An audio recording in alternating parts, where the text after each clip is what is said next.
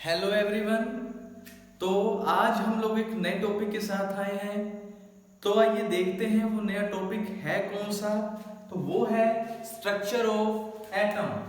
Structure of atom हमारा topic है। Structure of atom.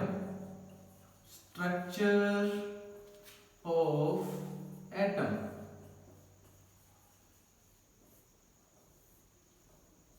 ये हमारा टॉपिक है स्ट्रक्चर ऑफ एटम। तो आपको एटम के बारे में बता दूं कि ऐसा माना जाता था कि एटम से छोटी चीज कोई नहीं है। अगर किसी भी चीज को आप तोड़ते हो तो सबसे जो छोटी वाली चीज निकल के आएगी वो क्या आएगी? एटम। बट बाद में लेटर ऑन डिस्कवरीज हुई जिन्होंने बताया कि नहीं भाई, एटम के अंदर भी कुछ है जो एटम से भी छोटा है। वो चीजें क्या थी? Electron, proton, neutron. ठीक है जी। तो ये सारी चीजें थी। तो आइए हमने यही पढ़ना है एटम की स्ट्रक्चर है कैसी, कौन कौन से मॉडल्स, कौन कौन से साइंटिस्ट ने हमें दिए और क्यों फेल हो गए वो, या कह लो क्या उनकी ड्रॉबैक्स थी जो दूसरे साइंटिस्ट ने आके उसको कुछ इलेबोरेट करके बताया। अगर उसमें भी कमियां रहेगी फिर और साइंटिस्ट आए जिन्होंने ये बताया। तो आइए देखते हैं मेरे साथ। सबसे पहले हम जो आज मॉडल पढ़ते हैं वो कौन सा है? ऐसे ही है वो कि यहाँ पे जी न्यूक्लियस है, सेंटर है, ये न्यूक्लियस है। इसके बार बार यहाँ क्या है हमारे पास? शेल है, या कह लो ऑर्बिट है। इसके बाद फिर से क्या है? ऑर्बिट है ऐसे, ये शेल है। तो ऐसे बहुत सारे शेल्स हैं। ठीक है, बहुत सारे। इसी वीडियो के अंदर हम लोग डिस्कस करेंगे कौन कौन से हैं।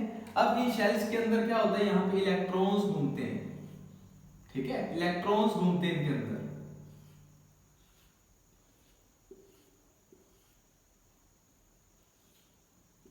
अब कौन से शेल में कितने इलेक्ट्रॉन्स घूमते हैं वो भी इसी के अंदर पढ़ेंगे हम लोग, या ऑर्बिट कह लो या शेल कह लो। तो आइए देखते हैं। तो सबसे पहले जो हमारे साइंटिस्ट हैं वो है थॉमसन, या मैं कह लो थॉमसन। जो आपका मन करता वो कह लो, बस पता होना चाहिए। थॉमसन। ठीक है जी। तो सबसे पहला जो मॉडल आया एटम का वो कौन सा है? Thompson model. इसे और क्या बोलते हैं? Watermelon model. वाटरमेलन मॉडल,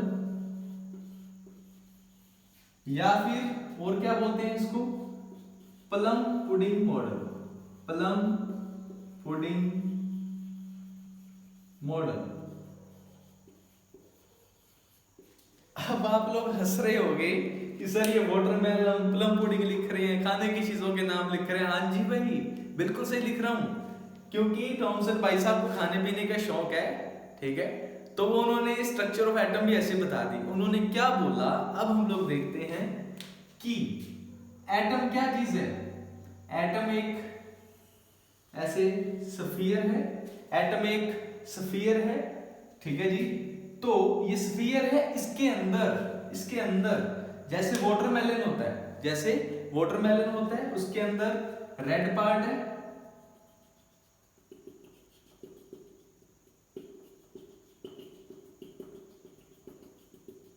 उसके अंदर रेड पार्ट है, और काले काले से बीज भी होते हैं ब्लैक कलर के।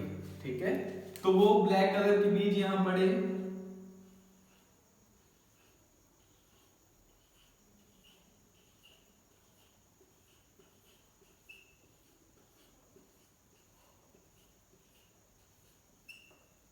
तो ये ब्लैक कलर के बीज भी इसके अंदर हैं। अब वो कहता है कि एटॉमिक स्फीयर की फॉर्म में है, गोले की फॉर्म में है। और दूसरी बात क्या कहता है कि जो इस वाटरमेलन के अंदर जो जैसे बीज पड़े होते हैं वैसे ही क्या पड़ा है यहाँ पे? इलेक्ट्रॉन्स पड़े हैं। क्या पड़े इसके अंदर? इलेक्ट्रॉन्स पड़े हैं भाई। इलेक्ट्रॉन्स क्या है? कौन सा चार्ज है इन पे? नेगेटिव चार्ज है इन पे। कौन सा चार्ज है?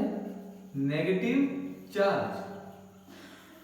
अब इलेक्ट्रॉन, क्योंकि डिस्कवरी इलेक्ट्रॉन की किसने करी थी? जे जे थॉमसन है। इनका पूरा नेम लिख लो, जे जे थॉमसन। ठीक है, जे जे थॉमसन। तो इन्होंने ही नेगेटिव चार्ज मींस इलेक्ट्रॉन्स के बारे में हमें बताया।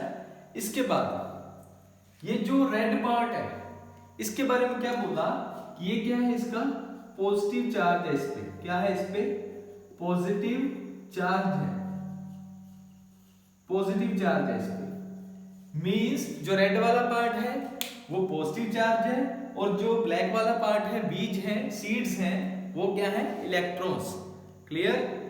और उन पे नेगेटिव चार्ज है। और ऐसे ही पूरे एटम के अंदर ये पड़ा हुआ है पॉजिटिव एंड नेगेटिव चार्ज। उस टाइम बेटे उन्होंने प्रोटॉन के बारे में कुछ नहीं बताया था, सिर्फ पॉजिटिव चार्ज बोला गया था। क्लियर? तो इलेक्ट्रॉन्स है, नेगेटिव चार्ज है, पॉजिटिव चार्ज है प्रोटॉन्स। बाद में पता लगा कि प्रोटॉन्स है। ठीक है, वो कौन बताएगा हम बाद में देखेंगे। और इसके बाद ये तो था इनका मॉडल, इन्होंने क्या बताया, इनकी अब ड्रॉबैक्स क्या थी, क्यों ये फेल हो रहा था, क्योंकि उसी टाइम पे रदरफोर्ड साहब भी अपना एक्सपेरिमेंट कर रहे थे। एक नए साइंटिस्ट रदरफोर्ड आएंगे, उनका मॉडल भी पढ़ेंगे। तो इनकी ड्रॉबैक्स क्या थी, इन्होंने पहली बात तो क्या नहीं बताई, यहां पे पहली बात क्या नहीं बताई, स्टेबिलिटी ऑफ एटम क्या नहीं बताई। यहां पे लिख लो ड्रॉबैक्स या लिमिटेशंस, ड्रॉबैक्स या लिमिटेशंस। इन्होंने क्या चीज नहीं बताई आपको, इन्होंने नहीं बताई हमें number 1 stability of an atom, stability of an atom, कि एटम स्टेबल है या नहीं है, ये अगर है तो ये कैसे है, ये कुछ नहीं बताया इन्होंने। ठीक है, इसके बाद सेकंड थिंग इन्होंने बोला इलेक्ट्रॉन्स ऐसे पड़े हैं इसके अंदर, इसकी कोई अरेंजमेंट नहीं बताई उन्होंने। तो अरेंजमेंट ऑफ इलेक्ट्रॉन्स कुछ नहीं बताया, अरेंजमेंट ऑफ इलेक्ट्रॉन्स के बारे में कुछ भी एक्सप्लेन नहीं करा इन्होंने। ठीक है जी, तो ये आप लोग दो मेन ड्रॉबैक्स इसकी याद रख सकते हो, stability of an atom, second thing arrangement of electrons, third लिख लो चाहे इसमें न्यूक्लियस के बारे में कुछ नहीं पता था इनको। ठीक है, ना लिखो, लिख भी लोगे तो गलत नहीं है, क्योंकि न्यूक्लियस बाद में पता लगा कि है, रदरफोर्ड साहब ने बताया। तो यहाँ पे आप ये लिख सकते हो, इसी को हम वाटरमेलन मॉडल कहते हैं, इसी को प्लम पुडिंग, प्लम पुडिंग वाला केक आता है उसके ऊपर ऐसे वो कैशू वगैरह लगे होते हैं, है ना, तो इसीलिए इसको प्लम पुडिंग मॉडल भी बोला जाता है, या वाटरमेलन मॉडल भी, या जे थॉमसन मॉडल भी बोला जाता है। तो ये नोट कर लो हरियप, यही आपके क्वेश्चन आता है एग्जाम में, थॉमसन मॉडल है क्या। ठीक है, तो आप ये बता सकते हो कि एटम को उसने स्फीयर माना। ठीक है जी, उसमें ऐसे ऐसे चार्ज पड़ा था। उसके बाद ड्रॉबैक्स क्या है ये भी पूछ लेता है एग्जामिनर मोस्टली, तो ये नोट कर लो हरियप।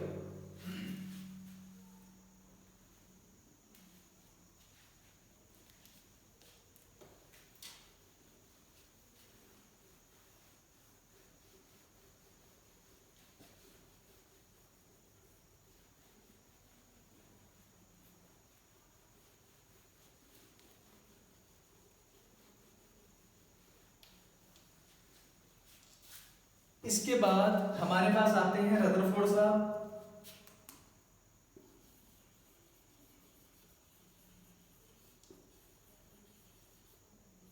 रदरफोर्ड मॉडल, या फिर कह लो इसे गोल्ड फॉइल मॉडल या एक्सपेरिमेंट, गोल्ड फॉइल मॉडल या एक्सपेरिमेंट, जो मर्जी नेम दे सकते हो आप लोग, Rutherford model, gold foil model या gold foil experiment.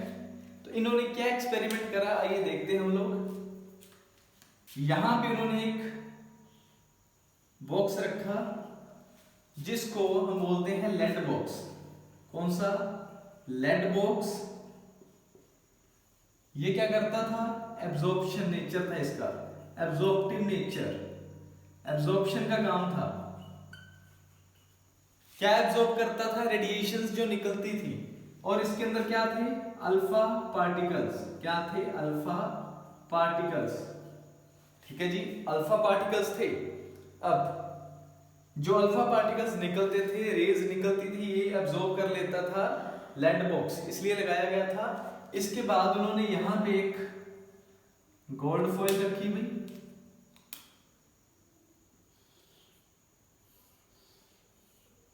Gold foil रखी, यहां पे एक स्क्रीन लगा दी,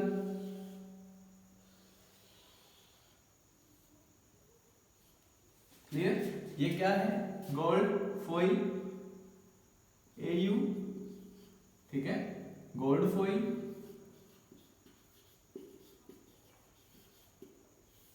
अब करा क्या उन्होंने, अल्फा पार्टिकल्स जो है, जो अल्फा पार्टिकल्स है, इनकी बम्बार्डमेंट शुरू करा दी। क्या करा दी? इनकी बम्बार्डमेंट शुरू करा दी। मींस ऐसे यहां से ही रेज निकलने लगी है, ठीक है,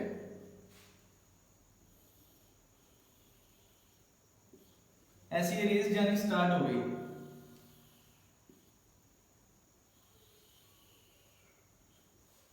तो हुआ क्या, उन्होंने देखा, क्या देखा उन्होंने इस एक्सपेरिमेंट के अंदर, कि जब हमने अल्फा पार्टिकल्स की बम्बार्डमेंट कराई, मतलब बम मारी, बम्बार्डमेंट,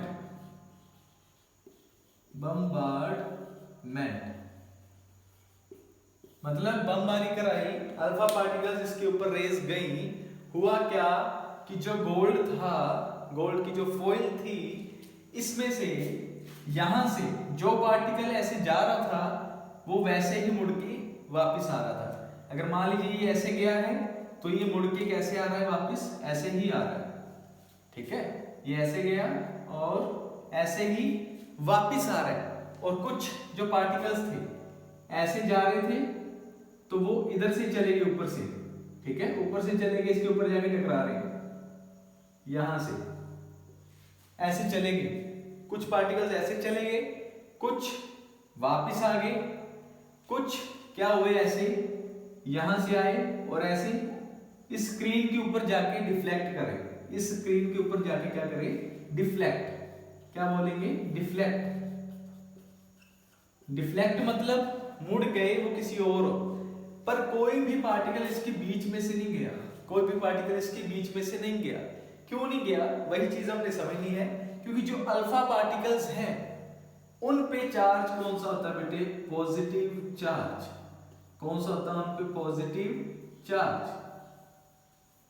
अल्फा पार्टिकल्स पे पॉजिटिव चार्ज है, तो उन्होंने क्या सोचा कि अगर पॉजिटिव चार्ज अल्फा पार्टिकल्स पे है तो अंदर भी क्या है, अंदर इस एटम का न्यूक्लियस है यहां पे, ठीक है जी, तो यहां पे क्या है, पॉजिटिव चार्ज पड़ा है, क्या पड़ा है यहां पे, पॉजिटिव चार्ज पड़ा है, इसको मैं यहां लिखता हूं, यहां क्या पड़ा है, पॉजिटिव चार्ज। यहां से भी क्या जा रहा है, पॉजिटिव, यहां से भी क्या है, पॉजिटिव, तो पॉजिटिव पॉजिटिव हो तो क्या होता है वहां पे, रिपल्शन, क्या होती है वहां पे, रिपल्शन।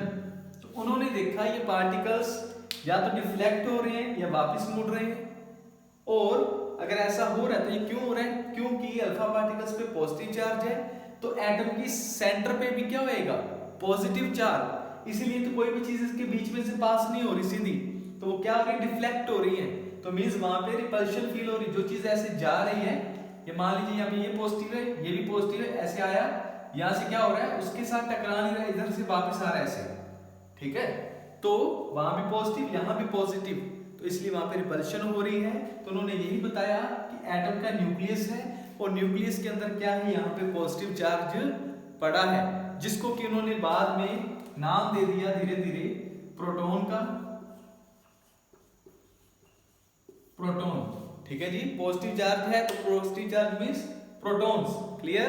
अब ये जो पार्टिकल्स गए, ये किस चीज की स्क्रीन बनी थी भाई, ये बनी थी आपके पास जिंक सल्फाइड की, किसकी थी, जिंक सल्फाइड की। अब ये फ्लोरोसेंट थी, क्या थी, फ्लोरोसेंट,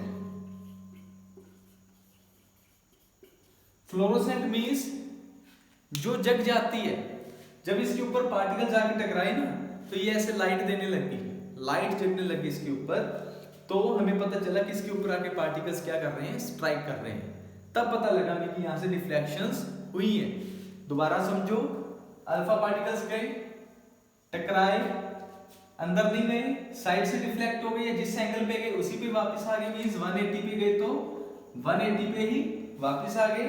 कुछ एंगल्स अलग अलग, सॉरी कुछ पार्टिकल्स अलग अलग एंगल्स पे डिफ्लेक्ट हो गए और बाद में वो जिंक सल्फाइड की स्क्रीन चमक जाती है, जैसे हम बोलते हैं फ्लोरोसेंस। उस फिनोमेना को क्या बोलते हैं? फ्लोरोसेंस। और ये जो स्क्रीन है ये क्या है? फ्लोरोसेंट। क्लियर? तो ये उन्होंने गोल्ड फॉइल एक्सपेरिमेंट करा था, जिससे पता लगाया कि सेंटर में क्या है? पॉजिटिव चार्ज, जिसको बाद में बोला गया प्रोटॉन। क्लियर? तो ये नोट कर लो।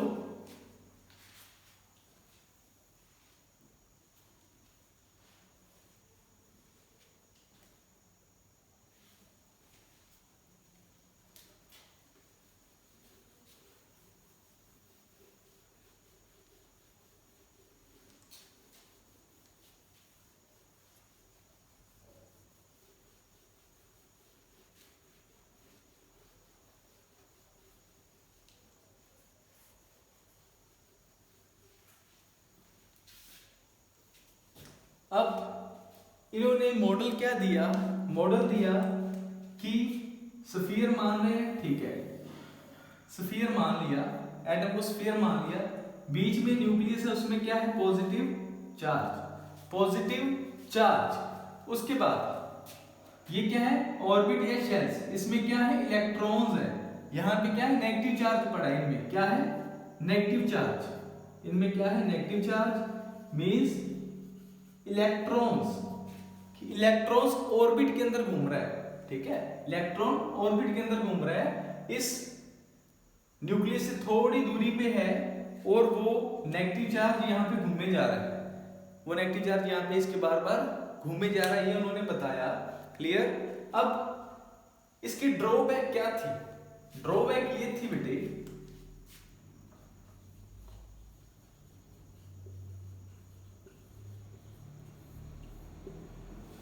क्या उन्होंने ये बताया कितने ऑर्बिट्स हैं, और अगर ऑर्बिट्स हैं तो उनमें कितने कितने इलेक्ट्रॉन्स आएंगे? ये बताया? कुछ भी कुछ नहीं बताया। तो उन्होंने हमें अरेंजमेंट ऑफ इलेक्ट्रॉन्स के बारे में कुछ नहीं बताया, अरेंजमेंट ऑफ इलेक्ट्रॉन्स के बारे में कुछ नहीं उन्होंने बताया, ठीक है जी। और क्या नहीं बताया उन्होंने? सोचो, उन्होंने बोला कि अगर कुछ साइंटिस्ट ने सवाल खड़ा कर दिया, क्या कि अगर ये इलेक्ट्रॉन ऐसे घूम रहा है, अगर ऐसे घूम रहा है, तो इसको घूमते घूमते ऐसे एक स्पाइरल पाथ बनाना चाहिए ऐसे, और न्यूक्लियस के अंदर आके इसको इलेक्ट्रॉन को गिर जाना चाहिए ऐसे, स्पाइरल पाथ फॉलो करना चाहिए, क्योंकि हमें पता है कि ये इलेक्ट्रॉन मूव कर रहा है, मींस इसके पास वेलोसिटी है, वेलोसिटी है तभी मूव कर रहा है। अगर वेलोसिटी है तो एक्सेलरेशन भी है, वेलोसिटी है तो एक्सेलरेशन भी है। तो अगर ये इलेक्ट्रॉन के पास एक्सेलरेशन है तो इसको तो घूमते घूमते घूमते घूमते किस में आके गिर जाना चाहिए? इस न्यूक्लियस के अंदर। कहां पे गिर जाना चाहिए? न्यूक्लियस के अंदर। तो साइंटिस्ट का ये क्वेश्चन था, तो भाई ये तो गिर जाना चाहिए। तो रदरफोर्ड साहब इसका कोई भी जवाब नहीं दे पाए कि ये गिरता क्यों नहीं, क्योंकि इलेक्ट्रॉन गिर नहीं रहा है, न्यूक्लियस के अंदर आके नहीं गिरता, तो फिर क्यों नहीं गिरता? साइंटिस्ट का ये क्वेश्चन था। क्लियर? तो उन्होंने बोल दिया साइंटिस्ट ने कि ये भाई गिर जाना चाहिए। अब रदरफोर्ड साहब थोड़े कंफ्यूजन में आ गए कि अब क्या करें, ये तो इलेक्ट्रॉन तो घूम रहे हैं बट वो भी अपनी जगह सही, तो वो इस चीज का आंसर नहीं कर पाए। क्लियर? तो ये इनकी दो ड्रॉबैक्स थी मेन। इसके बाद आए नील बोर साहब, जिन्होंने इसके बारे में बताया हमें कि क्यों इलेक्ट्रॉन इसके अंदर नहीं गिरते हैं, न्यूक्लियस के अंदर। तो आइए देखते हैं, पहले ये नोट कर लो।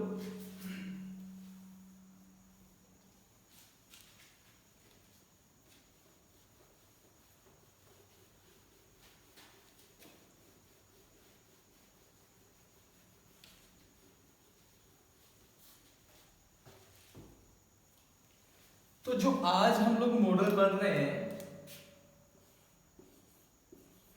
मेनली वो कौन सा पढ़ रहे हैं भाई? नील बोहर साहब वाला, नील बोहर मॉडल, ठीक है। ऐसे क्वांटम मॉडल है हमारे पास, पर नील बोहर मॉडल पढ़ रहे हैं हम लोग, ठीक है, हमारी क्लास तक। तो इसके अंदर उन्होंने क्या बताया कि सेंटर पे न्यूक्लियस है, उसमें पॉजिटिव चार्ज है, और यहाँ पे और क्या पड़ा है? न्यूट्रॉन्स भी पड़े हैं। क्या पड़े हैं? न्यूट्रॉन्स। न्यूट्रॉन्स वो पार्टिकल हैं जिनके ऊपर कोई चार्ज नहीं होता, मींस वो न्यूट्रल होते हैं। क्या होते हैं वो? एन से न्यूट्रॉन, एन से न्यूट्रल। ठीक है जी, इसी के अंदर पढ़ा है। इसके बाद यहां पे क्या बने हुए हैं? शेल्स। क्या बने हैं? शेल्स कह लो या फिर ऑर्बिट्स कह लो। ठीक है जी, शेल्स या ऑर्बिट्स कह सकते हो आप लोग। इसके बाद एक शेल हो गया, दूसरा, तीसरा,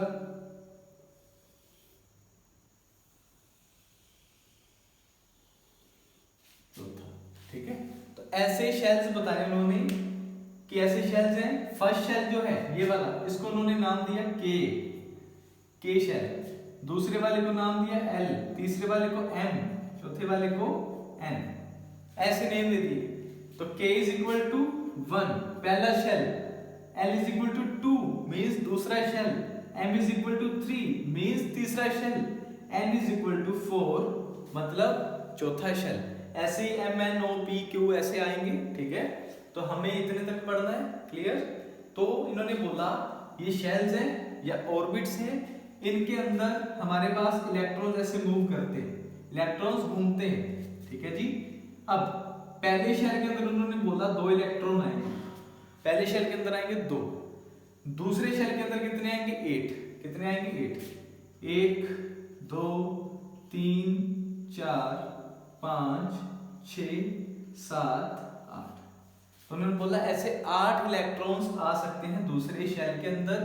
ये कैसे पता लगा रहे हो? तो आइए, हमारे पास एक फॉर्मूला है। कौन सा? 2n का होल स्क्वायर। n क्या है? प्रिंसिपल क्वांटम नंबर है, शेल नंबर। शेल नंबर कह लो, ये कह लो principal quantum number, principal quantum number. ठीक है जी। अब n is equal to number of shell. तो अगर आपके पास n मतलब अगर पहला शेल है तो उसमें इलेक्ट्रॉन कितने आएंगे? 2 इंटू 1 का स्क्वायर कर दो। पहला शेल मतलब k शेल, तो इलेक्ट्रॉन्स कितने आएंगे? 2। कितने इलेक्ट्रॉन्स आएंगे इसमें? 2 इलेक्ट्रॉन्स। दूसरा शेल लो, उसके अंदर कितने आएंगे? 2 इंटू 2 का स्क्वायर कितना आ गया? 8। कितना आ गया यहाँ पे? 8 इलेक्ट्रॉन्स। 2 2 जा 4 इंटू 2 कितना हो गया? 8। तीसरा शेल, तीसरे शेल में कितने आएंगे? 2 इंटू 3 का स्क्वायर कितना आ गया? 18 इलेक्ट्रॉन्स। चौथा शेल 2 इंटू 4 का स्क्वायर कितना आ गया? 32 इलेक्ट्रॉन्स। तो ऐसे उन्होंने बताया कि k के अंदर आएंगे 2, l के अंदर 8, m के अंदर 18 और n के अंदर 32 इलेक्ट्रॉन आएंगे। ठीक है जी। तो ये आपने याद रखना है कि ऐसे उन्होंने बताया है कि हर एक शेल के अंदर कितने कितने इलेक्ट्रॉन्स आएंगे। और n क्या है? Number of shell. k is equal to 1 भरा तो कितने इलेक्ट्रॉन आ गए? 2। इसलिए मैंने पहले ही शेल के अंदर 2 इलेक्ट्रॉन भरे, दूसरे के अंदर 8 भरे, तीसरे में 18 आने, चौथे में 32 आने। तो ऐसे आने भाई, ये नोट कर लो।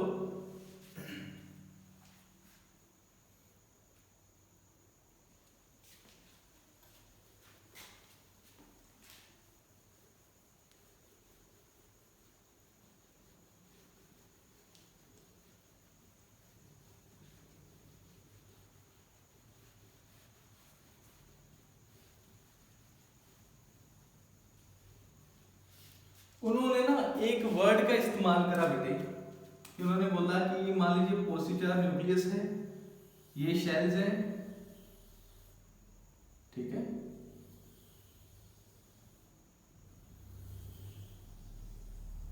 ये शेल्स बनाए हैं। तो इन ऑर्बिट्स को उसने नाम दिया डिस्क्रीट ऑर्बिट्स। क्या नाम दिया? Discrete orbits. अब इस डिस्क्रीट वर्ड का मीनिंग क्या था? Radius and energy, radius and energy के बारे में बताया उन्होंने कि ये क्या है, आप सर्कल पढ़ते हो तो ये सेंटर है उसका, यहां से लेकर यहां तक क्या होता है उसका रेडियस, क्या है यहां से यहां तक रेडियस। अब यहां से ये वाला शेल है, इसका ये रेडियस है, इसका ये वाला है रेडियस आर, इसका ये वाला क्या है रेडियस आर। तो ये क्या है रेडियस अलग अलग। उन्होंने बोला कि हर ऑर्बिट का रेडियस बढ़ जाएगा, हर ऑर्बिट का रेडियस बढ़ जाएगा न्यूक्लियस से जितना वो दूर जाएगा। न्यूक्लियस है सेंटर पे, ऑर्बिट धीरे धीरे दूर जा रहे हैं, शेल्स दूर जा रहे हैं, तो उतना ही उनका रेडियस क्या होएगा बढ़ता जाएगा और न्यूक्लियस का उन पे इफेक्ट कम होता जाएगा। तो न्यूक्लियस का उनके ऊपर इफेक्ट कम होता जाएगा, ये उन्होंने बताया। एनर्जी, एनर्जी के बारे में क्या बताया कि जो फर्स्ट शेल होगा ये कौन सा है आपके पास लिख दूं मैं, मान लीजिए ये K है, दूसरा L है, तीसरा M है, चौथा N है। उन्होंने बोला जैसे जैसे शेल बढ़ते जाएंगे, ये पहला शेल, ये दूसरा, ये तीसरा, ये चौथा, तो जैसे जैसे शेल बढ़ते जाएंगे उनकी एनर्जी का ऑर्डर भी क्या होता जाएगा हाई, उनकी एनर्जी क्या होती जाएगी ज्यादा होती जाएगी, बढ़ती जाएगी, क्योंकि उसमें भी इलेक्ट्रॉन घूम रहे हैं, उसके ऊपर न्यूक्लियस का चार्ज क्या हो रहा है कम, न्यूक्लियस का इफेक्ट क्या हो रहा है कम। ठीक है जी। तो उन्होंने बोला कि अगर जो रदरफोर्ड के लिए क्वेश्चन बन गया था कि इलेक्ट्रॉन घूम के गिर जाना चाहिए न्यूक्लियस के अंदर, तो क्यों नहीं गिर रहा, क्योंकि हर ऑर्बिट का रेडियस अलग है, हर ऑर्बिट की एनर्जी अलग है। तो पहले वाली ऑर्बिट की एनर्जी क्या होगी कम, दूसरे वाले की ज्यादा होगी, तीसरे वाले की और ज्यादा होगी, चौथे वाले की और ज्यादा होगी। तो जो इलेक्ट्रॉन इस शेल के अंदर घूम रहा है तो उसकी एनर्जी क्या होगी, उस ऑर्बिट की एनर्जी सबसे ज्यादा होगी, इसलिए उसके पास इतनी एनर्जी है कि वो अपने ऑर्बिट के अंदर घूम सके और वो इस न्यूक्लियस के अंदर आके नहीं गिरता, वो इस न्यूक्लियस के अंदर आके नहीं गिरता। ये उसने बता दिया था हमारे नील बोर साहब ने। क्लियर। तो यही रदरफोर्ड के लिए क्वेश्चन था। इसके बाद इतने पे बात खत्म नहीं होती, तो अब कुछ फिनोमिना होते हैं, जैसे कि यहां से कई बार इलेक्ट्रॉन जंप करता है अपने इस लेवल से इस लेवल में आता है, इस शेल में आ जाता है, अपने शेल से दूसरे शेल में चला जाता है। ठीक है जी। अब जो ऊपर वाली स्टेट है, दो स्टेट बनती है, जो ऊपर वाला शेल होएगा वो कौन सा होएगा, ऊपर वाला इन से जहां भी इलेक्ट्रॉन जा रहा है वो कौन सा होएगा एक्साइटेड स्टेट, जहां पे इलेक्ट्रॉन जा रहा है, जहां से जा रहा है तो उसे क्या बोलेंगे ग्राउंड स्टेट, क्या बोलेंगे ground state, ground state. Clear. तो जैसे आप वो ग्राउंड से छत पे जा रहे हो, जो छत होगी वो आपकी क्या होगी एक्साइटेड स्टेट, ग्राउंड ग्राउंड है आपका। क्लियर। तो ऐसे ही इलेक्ट्रॉन जा रहे हैं तो इनको जाने के लिए क्या चाहिए एनर्जी। अब ये यहाँ पे घूम रहे हैं, उनकी अपनी खुद की एनर्जी है, उनकी खुद की अपनी एनर्जी है। तो हम लोग क्या करेंगे, जब तक इन इलेक्ट्रॉन्स को बाहर से कहां से बाहर से एक्स्ट्रा एनर्जी नहीं देंगे, जितनी इनकी मान लीजिए यहाँ पे इनकी है 5 किलो जूल, ठीक है 5 किलो जूल पर मोल है, तो जब तक इनको 5 से ज्यादा मतलब कितनी 6 नहीं मिल जाती एनर्जी 6 किलो जूल पर मोल, तब तक ये वाले इलेक्ट्रॉन यहां से यहां तक जंप नहीं करेंगे ग्राउंड से एक्साइटेड के अंदर, क्योंकि उनके पास अपनी एनर्जी है। इसको ज्यादा मिलेगी एनर्जी तभी ये मूव कर पाएगा, अदरवाइज तो अपने वाले में घूम ही रहना भाई, उसको क्या जाने की जरूरत है, एनर्जी बाहर से देनी पड़ेगी, तो इलेक्ट्रॉन जंप कर जाएगा। क्लियर। ये +1 क्लास में आएगा आपको फोटो इलेक्ट्रिक इफेक्ट, ठीक है जी, वहां पे डिस्कस किया जाएगा। बट अभी आप ये सोच लो कि ग्राउंड से एक्साइटेड में जाएगा तो ये जो इलेक्ट्रॉन है ये रेडिएशंस छोड़ेगा। अब इसी प्रोसेस को हम क्या बोल देंगे, फ्लोरेसेंस हो जाएगी यहाँ पे, फ्लोरेसेंस। ठीक है।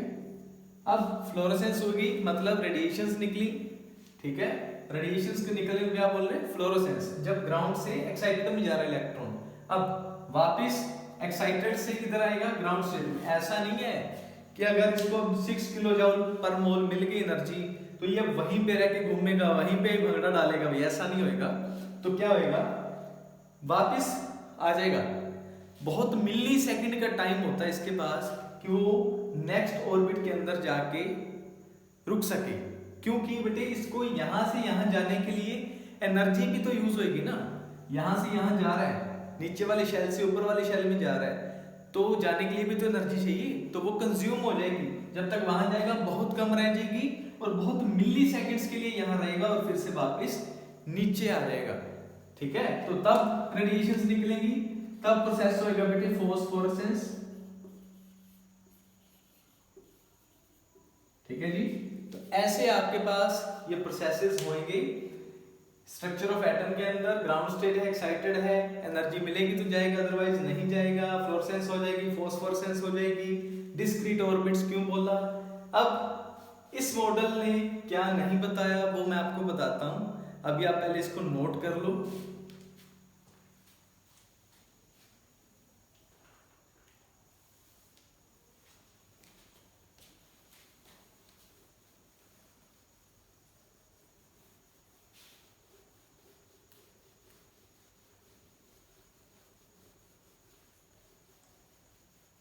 अगर आपको इस मॉडल की एक्सेप्शन सॉरी ड्रॉबैक्स पूछी जाए तो आप लोग क्या बताओगे,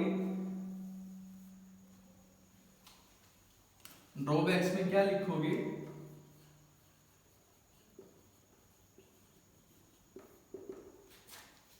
इट वॉज फेल्ड टू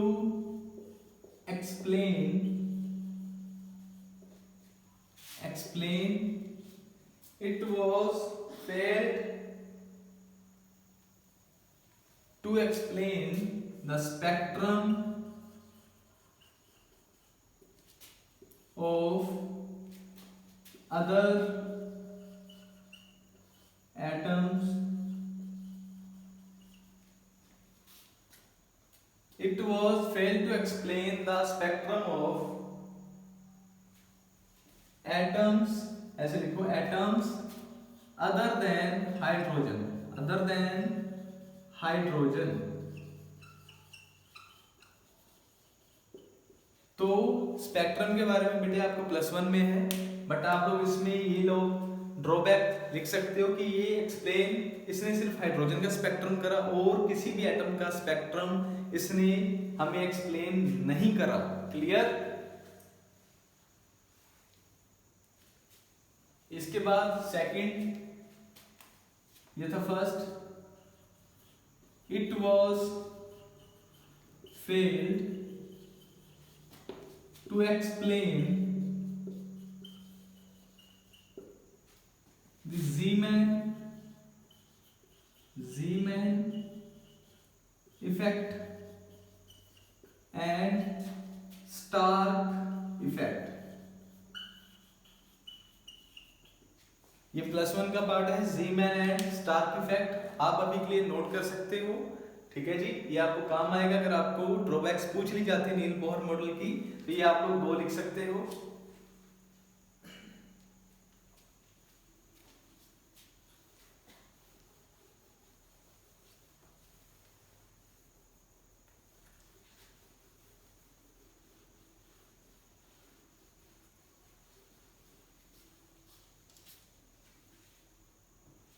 इसके बाद आता है हमारे पास एटम्स, जो पहले 20 एलिमेंट्स हमने करने हैं। कौन कौन से हैं वो, तो देखिए मेरे साथ लिखिए। First one is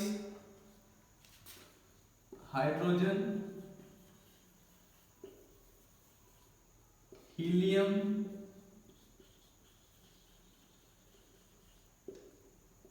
hydrogen, helium, lithium, beryllium, boron, carbon, nitrogen, oxygen, fluorine, neon.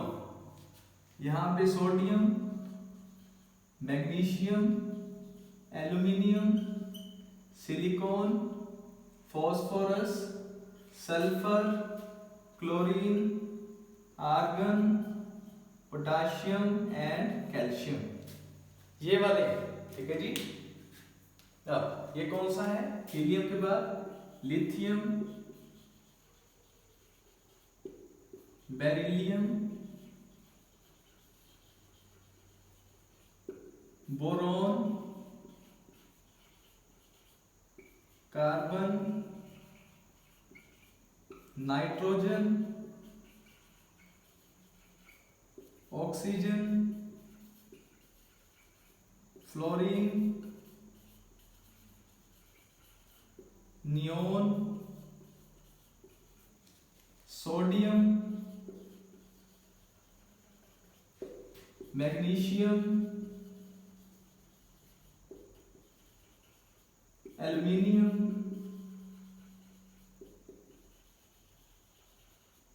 Silicon, phosphorus,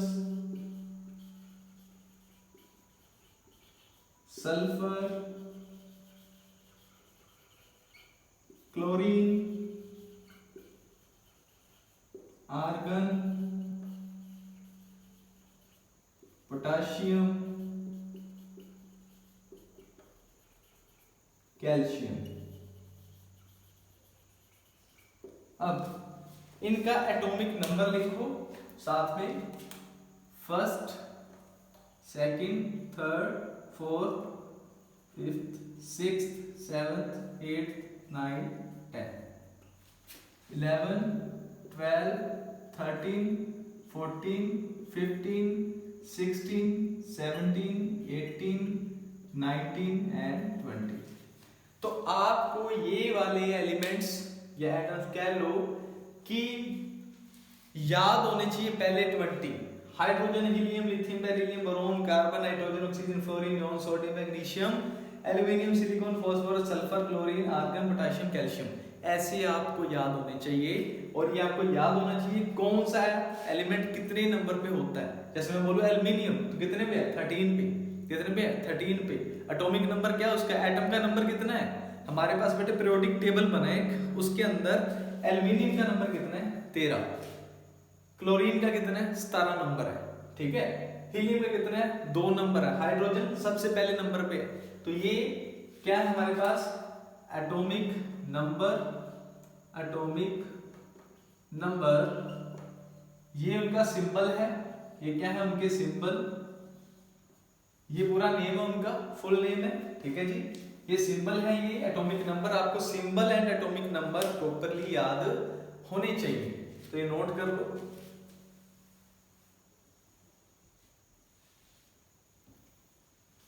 अब इसी के साथ ही इनका मास पूछा जाता है, क्या, एटॉमिक मास, क्या पूछते हैं, एक कॉलम बना लो, एटॉमिक मास, इनके एटम का मास कितना होएगा वो पूछा जाता है। तो हाइड्रोजन का होता है बेटे 1, कितना होता है 1, हीलियम का 4, कितना होता है हीलियम का 4, लिथियम का 6, बेरिलियम का 9, बोरॉन का 10, कार्बन का 12, नाइट्रोजन का 14, ऑक्सीजन का 16, फ्लोरीन का हमारे पास होता है 18, कितना होता है भाई 18, और नियोन का होता है 20, सोडियम का होता है 23, मैग्नीशियम का 24, एल्युमिनियम का कितना होता है हमारे पास 26, कितना आएगा 26, सिलिकॉन का 28, फॉस्फोरस का 30, सल्फर का 32, क्लोरीन का होता है 35.5, आर्गन का 40, पोटेशियम का 39, कैल्शियम का 40। तो ऐसे होता है भाई। तो मैंने ये एटॉमिक मास, एटम का मास कैसे निकाला, तो जनरली क्या करते हैं हम लोग, जैसे ये हीलियम कितने नंबर पे है, 2 पे, उसका एटॉमिक मास कितना है 4, कैसे आया, इस 2 को 2 के साथ मल्टीप्लाई करा तो क्या आ गया 4, ये 3 है, 3 को भी 2 के साथ, हर एक एटम का जो नंबर है, एटॉमिक नंबर है, उसको 2 से मल्टीप्लाई करो, उसका एटॉमिक मास निकल के आता है। बट इनमें से कुछ जो है, जैसे कि हमारे पास सोडियम है 11 नंबर पे है, कितना आ रहा है 23, इसको 2 से मल्टीप्लाई करते तो कितना आना चाहिए था 22, बट है कितना 23। ये क्यों है? अगर आपको पता तो आप कमेंट सेक्शन में बताओ, अगर नहीं पता तो I will explain it. Okay, अब इसके बाद और कौन सा, क्लोरीन ये देखो, पोटाशियम ये देखो, आर्गन ये देखो, ठीक, हाइड्रोजन ये तो 1 इलेक्ट्रॉन तो 1 ही है, इसके अलावा बेरिलियम देखो, ठीक है जी। तो ऐसे ये वाले एलिमेंट्स जो हैं या एटम्स जो हैं, इनका मास आपने अच्छी तरह से याद रख लेना है। सोडियम का 23 है, क्लोरीन का 35.5 है, आर्गन का 40 है, पोटाशियम का 39 है और बेरिलियम का 9 है। बाकी सभी जितने भी एलिमेंट्स हैं, ये एटम्स हैं, जितना उनका एटॉमिक नंबर है, मान लीजिए 12 है, इसको 2 से मल्टीप्लाई करो, उसका एटॉमिक मास निकल के आ जाएगा कितना 24। 12 को 2 से मल्टीप्लाई करा कितना आया 24, तो वही मैंने लिखा है। क्लियर? तो ये आप लोग लिख लो, नोट कर लो, हरी अप।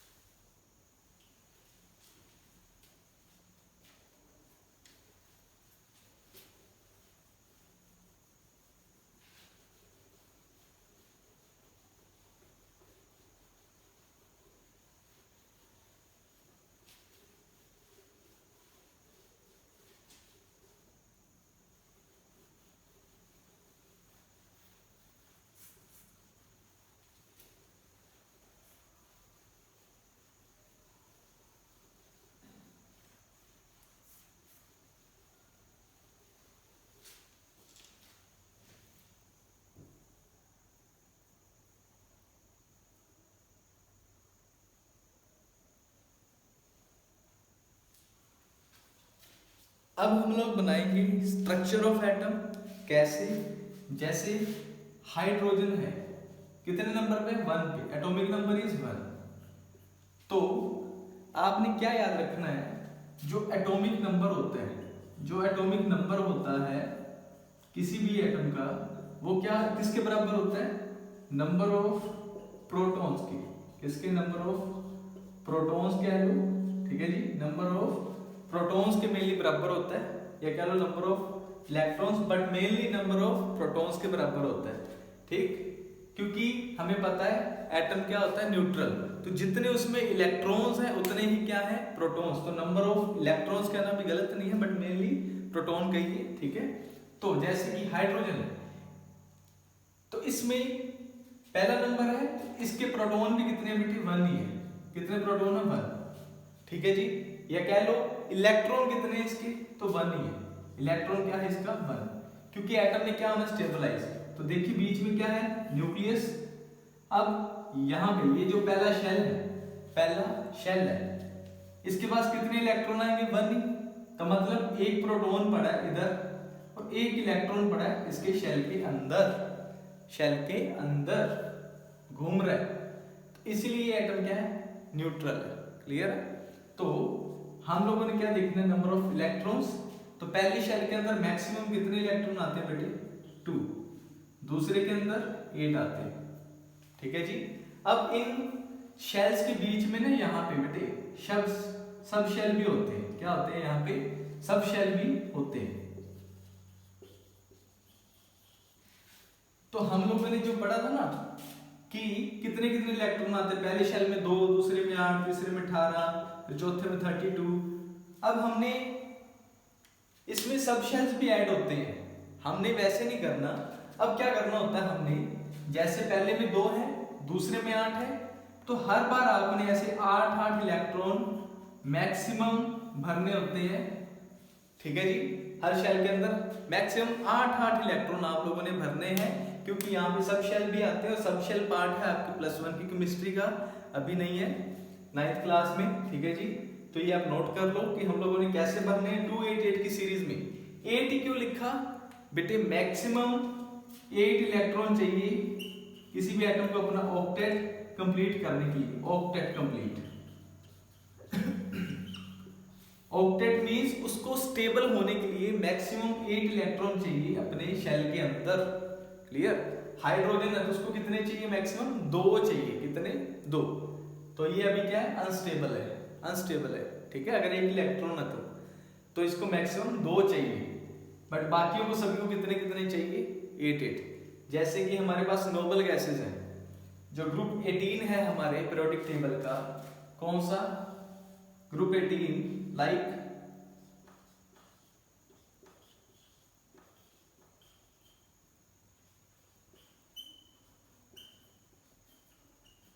ये लीजिए, हमारे पास helium, neon, argon, krypton, xenon, radon, ये वाले जो एलिमेंट्स हैं इनके अंदर बेटे इसमें 2 इलेक्ट्रॉन्स हैं, इसमें 2 और 8 आएंगे, मतलब लास्ट में कितने आएंगे? 8। ठीक है। तो वैसे ही ये अब किसकी स्ट्रक्चर बन गई? आपकी हाइड्रोजन एटम की स्ट्रक्चर बन चुकी है। आपने ऐसे ही बनानी है, ये बीच में ना बनाना, सब शेल आपने नहीं दिखाने, आपने सिर्फ शेल दिखाने। ठीक है जी। तो ये पहले एटम की स्ट्रक्चर बन गई। दूसरा समझते हैं, उसमें समझ आपको ज्यादा आएगी।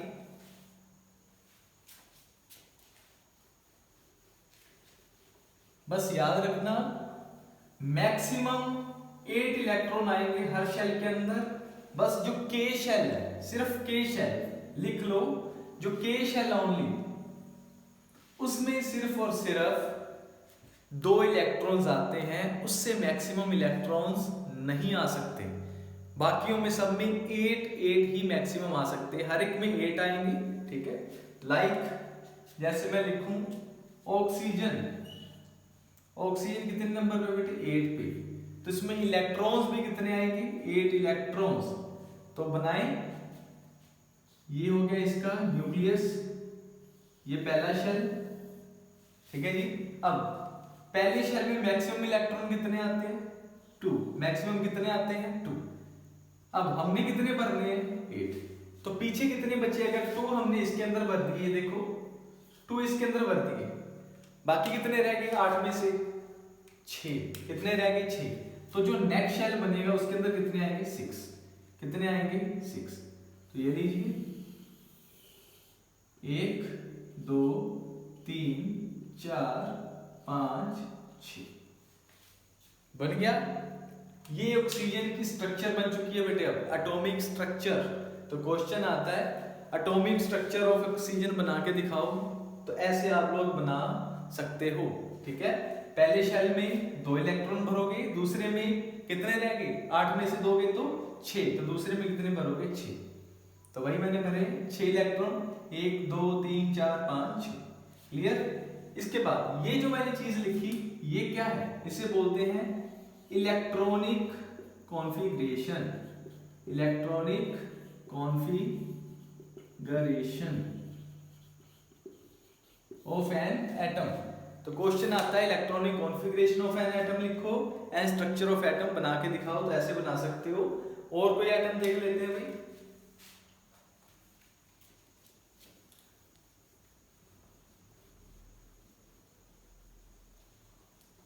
तो याद क्या रखना है, हर बार पहले शेल में मैक्सिमम इलेक्ट्रॉन 2 ही आएंगे। जब ये फिल होएगा तब ही नेक्स्ट में पहुंचना, अदरवाइज नहीं पहुंचना। ठीक है। तो जैसे अब सोडियम लेते हैं, सोडियम कितने नंबर पे? 11 पे। इसमें इलेक्ट्रॉन्स भी कितने आएंगे बेटे? 11। ठीक है। तो पहले शेल में कितने इलेक्ट्रॉन आएंगे? 2 कोमा। अब दूसरे शेल में मैक्सिमम कितने आ सकते हैं? 8। कितने आ सकते हैं? 8। तो दूसरे शेल में कितने आ गए? 8। अब कितने हो गए? दोनों को जोड़ो, 8 और 2, 8 और 2 10। भरने कितने? 11। कितने रह गए? 1। तो 1 किसमें जाएगा? नेक्स्ट शेल में। किसमें जाएगा? नेक्स्ट शेल में। तो यहां पे देखिए अब 8 इलेक्ट्रॉन पूरे कर दें, 6 थे, 7 और 8, 7 और 8। अब एक शेल और बना दें। ये लीजिए, एक शेल हमने और बना दिया, उसमें कितने इलेक्ट्रॉन भरने? ओनली 1। आ कितने सकते हैं इसमें? मैक्सिमम 8 आ सकते हैं, बट हमने कितना भरना? सिर्फ 1, क्योंकि हमें आवश्यकता ही सिर्फ 1 ही भरने की, तो हम लोग 1 ही भर रहे हैं। तो स्ट्रक्चर एटम किसकी है? ये एटॉमिक स्ट्रक्चर सोडियम की। ये इलेक्ट्रॉनिक कॉन्फ़िगरेशन है इसकी, ठीक है, नोट कर लो।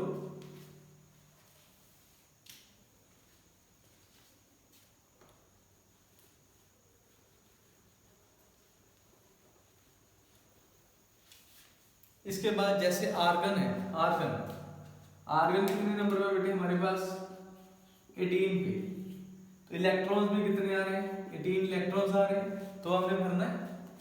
तो पहले शेल में कितने इलेक्ट्रॉन आए 2, दूसरे में 8, 8 और 2 10, कितने बचे पीछे 8, कितने बचे 8, तो वो तीसरे शेल में जाएंगे। तो यहाँ 2 है पहले में, दूसरे में 8 है, तीसरा शेल जो है उसके अंदर अब कितने इलेक्ट्रॉन आ रहे हैं मैक्सिमम 8, तो 8 भर दो, 1 2 3 4 5 6 7 8 भर दिए। ये इसकी एटॉमिक स्ट्रक्चर बन गई किसकी, आर्गन की। तो ऐसे ही आपने सभी पहले 20 एलिमेंट्स की या एटम्स की स्ट्रक्चर बनानी है और कमेंट सेक्शन में बताना कि क्या आपको समझ आया या नहीं आया तो we will repeat it, don't worry, but comment section भर के दिखा दो कि यस सर कि हमें समझ आया। और दूसरी जो ड्यूटी आपकी बहुत मेन इस चैनल के प्रति, वो आपको पता ही है आपको क्या कुछ करना चाहिए इस चैनल के लिए। अगर हम लोग इतना करते हैं तो आपको क्या करना चाहिए ये आपको पता है, ठीक है, तो वो तो चलता रहेगा। इसके बाद इसी के अंदर एक कंसेप्ट आता है वैलेंसी का। किसका आता है, वैलेंसी का।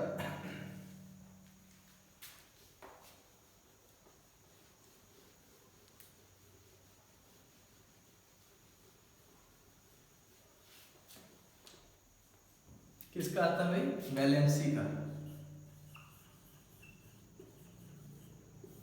वैलेंसी का मतलब है कि कोई भी एक एटम अपने साथ और कितनी एटम को जोड़ सकता है और कितनी चीजों को जोड़ सकता है, ठीक है, या मैक्सिमम उसके साथ कितनी चीजें जुड़ सकती है एक एटम के साथ, वो क्या उसकी वैलेंसी है, ठीक है जी। तो जैसे कि हम लोग बोलते होते हैं कार्बन की वैलेंसी है 4, कितनी है 4, क्यों है देखते हैं।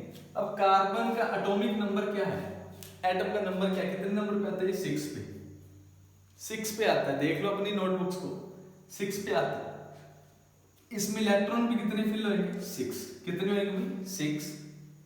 तो हम लोग बनाते हैं इसके एटॉमिक स्ट्रक्चर, ये न्यूक्लियस, ये पहला शेल, क्योंकि अब देखो इलेक्ट्रॉनिक कॉन्फ़िगरेशन क्या बनेगी 2 एंड 4, क्या बनेगी 2 एंड 4, देखो दूसरा शेल भी बनेगा। पहली शेल में कितने इलेक्ट्रॉन आ रहे हैं बेटे 2, दूसरे में कितने हैं 4, 1 2 3 और 4 इलेक्ट्रॉन आ गए। ये बन गई इसकी एटॉमिक स्ट्रक्चर। तो सर इसे क्या हो गया, वैलेंसी कहाँ गई, वैलेंसी है, अभी देखो अगर ये जो आउटर मोस्ट शेल है, सबसे बाहर वाला शेल है ये वाला आउटर मोस्ट शेल, इसी को हम क्या बोलते हैं, वैलेंस शेल।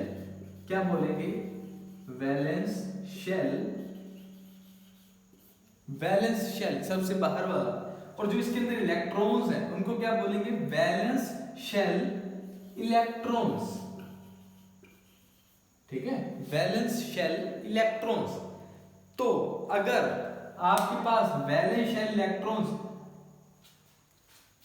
1 2 3 4 है, मैक्सिमम कितने तक, वैलेंस शेल इलेक्ट्रॉन्स अगर 1 2 3 4 में से है तो इस एटम की वैलेंसी भी क्या रहेगी, सेम, क्या रहेगी, सेम।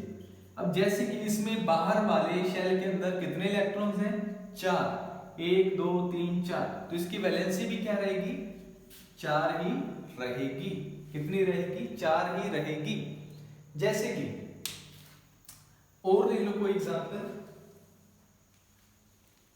ये कार्बन है, इसके अलावा और दिखा देते हैं आपको। जैसे कि हम लेते हैं यहां पे बोरोन, क्या लेंगे, बोरोन कितने नंबर पे, 5 पे, इलेक्ट्रॉन्स भी कितने आएंगे 5। तो पहले शेल में 2, दूसरे में 3, तो एक कट कर दिया हमने यहां से, ये लीजिए, ठीक है, 3 हो गए। तो अब इसकी वैलेंसी क्या होगी, वैलेंसी क्या होगी बेटे इसकी, तो मैंने अभी बताया 1 2 3 4 में से हो, 1 2 3 4 में से हो वैलेंशियल इलेक्ट्रॉन्स, वैलेंशियल इलेक्ट्रॉन्स। अगर वैलेंशियल में इलेक्ट्रॉन्स जो है 1 2 3 4 हो, या तो एक हो या दो हो या तीन हो या चार हो, तो उसकी वैलेंसी भी एटम की क्या रहती है, सेम। तो इसमें तीन है तो कितने रह गई, तीन। इसकी क्या आ गई, वैलेंसी आ गई किसकी, बोरॉन की। अब सर अगर पांच हो गए तो क्या हो जाएगा, छह हो गए तो क्या होगा, सात होगा तो क्या होगा, आठ होगा तो क्या होगा। तो मैक्सिमम 8 तक ही जा सकता है, इससे ज्यादा नहीं जा सकता, क्योंकि हमने देखा है कि मैक्सिमम 8 इलेक्ट्रॉन भरने हमने हर शेल के अंदर। तो देखिए ये बोरॉन है। अब यहाँ पे हम ले लेते हैं नियोन या कह लो फ्लोरीन, फ्लोरीन ले लो। यहाँ पे कितने नंबर पे है, 9 पे, 9 पे है। पहले में 2 इलेक्ट्रॉन है, दूसरे में कितने आएंगे बेटे, यहाँ पे कितने आएंगे, 7। कितने आएंगे भाई, 7। दूसरे में आएंगे 7। ये कितने हो गए, 3 हो गए, 4 5 6 और 1 7। ये लो 7 इलेक्ट्रॉन्स मैंने भर दिए। अब अगर तो आपके वैलेंशियल इलेक्ट्रॉन्स, वैलेंशियल इलेक्ट्रॉन्स अगर 5 6 7 8 में से है, 5 6 7 8 है, ठीक है, तो वैलेंसी क्या होगी, 8 माइनस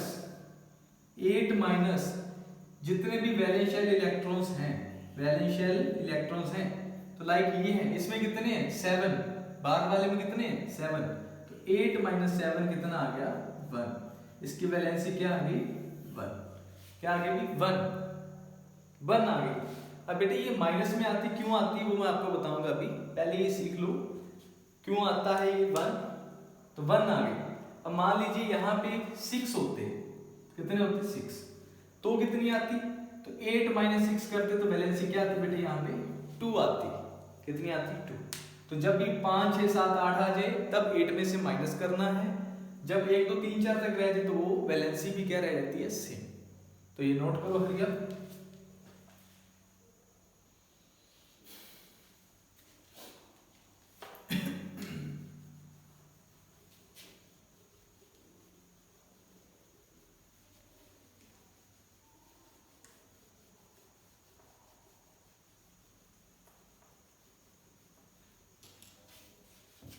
इसके बाद अब कुछ एटम्स की वैलेंसी आप लोग बुक में देखना माइनस में मिलेगी आपको, जैसे कि हमारे पास माइनस में मिलेगी, कुछ की पॉजिटिव में मिलेगी। ये सोडियम है, यहाँ पे क्लोरीन है, ठीक है, सोडियम है क्लोरीन है, क्लियर।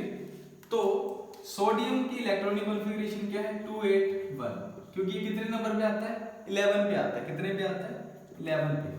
अपनी नोटबुक में देख लो 11 पे लिखा है मैंने इसको, ठीक है। तो इसमें क्या होगा, यहां पे इसका क्या आएगा बेटे, 17 पे आता है। इसमें कितने, 2 8 7। तो आपने एक चीज याद रखनी है, हर एटम क्या चाहता है कि वो स्टेबल हो जाए। और स्टेबल कब होएगा, जब उसकी ऑक्टेट के अंदर, जब उसके लास्ट वाले शेल के अंदर, वैलेंस शेल के अंदर 8 इलेक्ट्रॉन्स हो जाए, 8 इलेक्ट्रॉन्स हो जाए, तो वो क्या आ जाएगा, स्टेबल। क्या आ जाएगा, स्टेबल। देखिए कैसे, अब अगर मान लीजिए ये सोडियम है, ये अपना एक इलेक्ट्रॉन यहां से ये निकाल दे, क्या कर दे, यहां से निकाल दे, ये लीजिए कोई निकाल दिया। अब देखो इसके शेल में कितने इलेक्ट्रॉन्स बचे, लास्ट वाले में 8। और मैंने वही बोला कि अगर लास्ट वाले शेल के अंदर 8 इलेक्ट्रॉन हो जाए तो वो एटम क्या हो जाएगा, स्टेबल। क्या हो जाएगा, स्टेबल, ठीक है जी। अभी मान लीजिए ये 1 था, यहां से 1 इसने क्या करा, निकाला। और अब इधर क्लोरीन पे आइए, क्लोरीन के पास क्या है, 7 है। ये 7 इलेक्ट्रॉन तो बेटा निकाल नहीं सकता, एक को निकालना इजी है, 7 को नहीं ना निकाल सकते। तो 7 वाला क्या कर सकता है, एक इलेक्ट्रॉन एक्सेप्ट कर सकता है। अगर उसको एक और मिल जाए, यहाँ पे एक इलेक्ट्रॉन और मिल जाए, तो मिल जाए तो कितने हो जाएंगे, 8 हो जाएंगे। तो वो भी क्या हो जाएगा, स्टेबल। क्या हो जाएगा, स्टेबल। तो अगर ये स्टेबल हो जाएगा तो मान लीजिए यहां से ये इलेक्ट्रॉन निकला, ये वाला किसके पास चला गया, इसके पास, ये क्या बन गया 288, ये क्या बन गया 28, ये 1 कट हो गया यहां से, ठीक है 28। तो देखो अब दोनों के पास लास्ट में कितने 88 इलेक्ट्रॉन, तो दोनों स्टेबल हुए या नहीं, दोनों का ऑक्टेट कंप्लीट हुआ या नहीं, तो आप लोग देख सकते हो दोनों क्या हो गए, स्टेबल हो चुके हैं। बट इसके अलावा आपने याद क्या रखना है, इसने क्या करा, इलेक्ट्रॉन को एक्सेप्ट करा, इलेक्ट्रॉन लिया, इलेक्ट्रॉन को गेन करा, इलेक्ट्रॉन को क्या करा, गेन या करा एक्सेप्ट,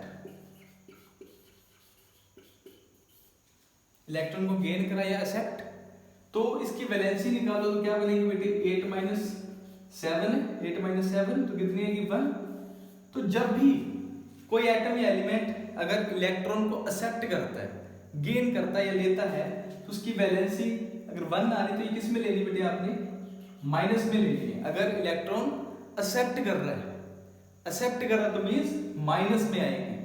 अगर जो एटम इलेक्ट्रॉन दे रहा है, जिसमें से कम हो रहे हैं, इलेक्ट्रॉन कट रहे हैं, कम हो रहे हैं, तो वो वहां पे क्या हो रहा है, डोनेट कर रहा है, इलेक्ट्रॉन को क्या कर रहा है, डोनेट, दान में दे रहा है इलेक्ट्रॉन को। तो इसकी वैलेंसी क्या आएगी, यहां पे 281 था, 1 था, तो क्या आएगा, इसकी वैलेंसी भी 1 रह जाएगी, क्योंकि मैंने आपको बताया 1 2 3 4 हो तो वैलेंसी भी क्या रहती है, सेम, तो 1 है, तो 1 ही है। बट ये क्या आएगी, पॉजिटिव की 1, क्या आएगी, पॉजिटिव की 1, क्योंकि अगर तो कोई भी एटम या एलिमेंट इलेक्ट्रॉन को डोनेट करता है, किसी और को दे देता है, तो उसकी वैलेंसी पॉजिटिव में आती है, किसमें आती है, पॉजिटिव में। अगर कोई एटम या एटम या एलिमेंट इलेक्ट्रॉन को एक्सेप्ट करता है, तो उसकी वैलेंसी क्या आती है, नेगेटिव के अंदर। ऐसे ही तो क्लोरीन की क्या होगी, -1, सोडियम की क्या होगी, +1। ऐसे ही और बता देता हूं,